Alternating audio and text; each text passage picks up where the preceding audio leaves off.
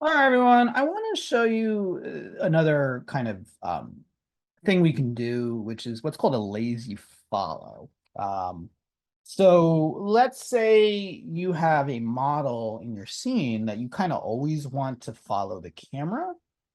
Maybe it's just an object or I don't know, like a character or something that's just kind of always following the camera no matter where people look. Um, So here in this scene, so I have a regular, XR rig. It is set to look around,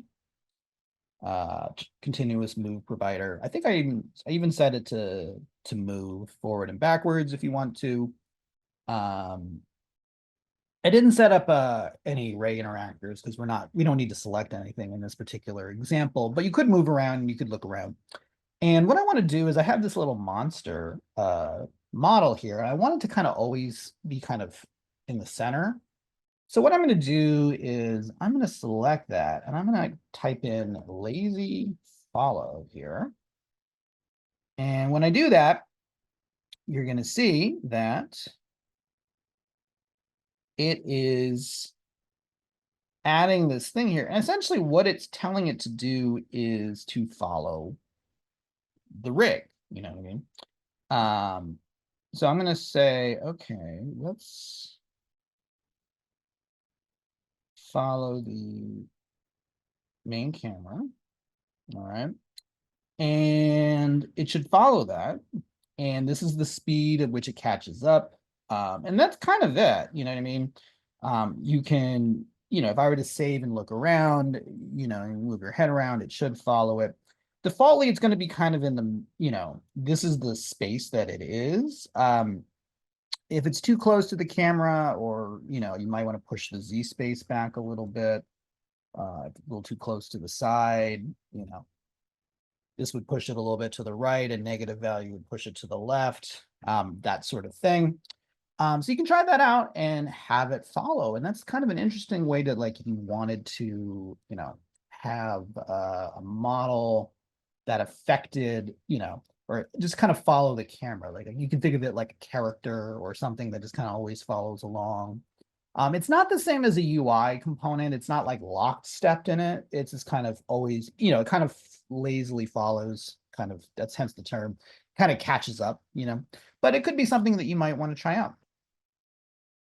All right, everyone, this is scene 3. So you can already see it happening where the monster is following my gaze. So this is the lazy follow where it's just following wherever I go. So, if you had an item that you wanted to follow, you might have something like this. I'm going to do an offset where, the thing kind of is off center from the middle, and you can kind of see how that works, but this is what the lazy follow would look like.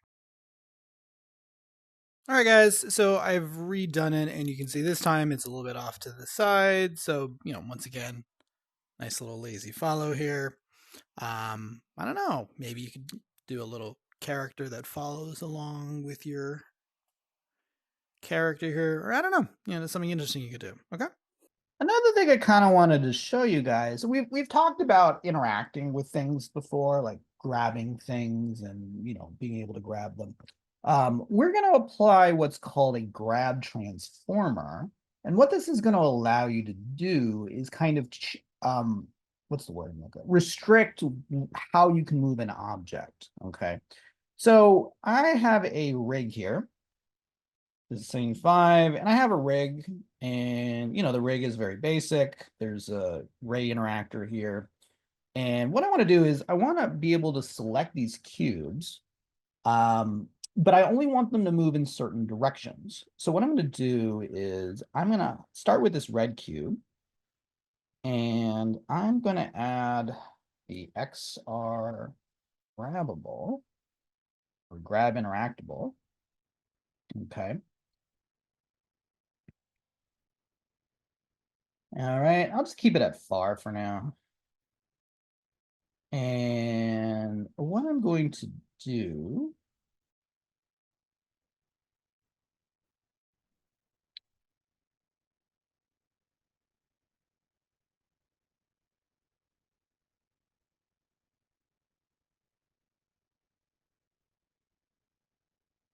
What I'm gonna do is, I don't want, we're not gonna, we're only gonna move this forward and backwards. So I'm gonna turn off rotation information and scale information, okay? So what this means is that, when I select this, even if I move my wrist, none of that information is gonna be applied to my model, okay?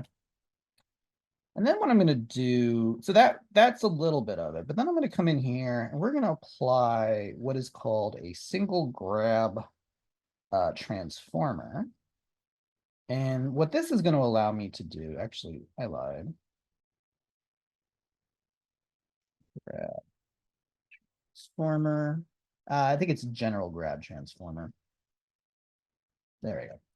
What I'm going to do is see where it says translation constraints. And what I'm going to do is right now it can move in all directions. That would mean X, Y, and sorry, it's X, Y, Z, right? I'm going to turn it to nothing. Now, I want it to go forward and backwards. And in this case, that would actually be the Z-axis based on the way we're looking at our world. So I'm going to set it to the Z-axis, okay? So what this means is that it can only move either forward or backwards, okay? I could set it to Y, which would mean it only moves up and down. And I could move it, I could set it to X, which in this case, due to the way we're looking at it, would mean right and left. You can also set it up to more than one axis. So if I were to say X and Z, what that would allow me to do is move it left, right, forward, and backwards, but I wouldn't be able to move it, up and down. You know what I mean? So I'm going to set this to Z. That means I can move it to the, forward and backwards, as I said. I'm going to click on this one, and we're going to add the same component. So I'm going to add a grabbable, grab interactable, and let's set this to everything. And just like before, I'm going to turn off rotation and scale. And so, because we don't need that information, we only need the position information. And I'm going to, once again, add that general grab transformer and change this from, always set it to nothing first. That kind of sets it to the default. And then I'm going to set it to X.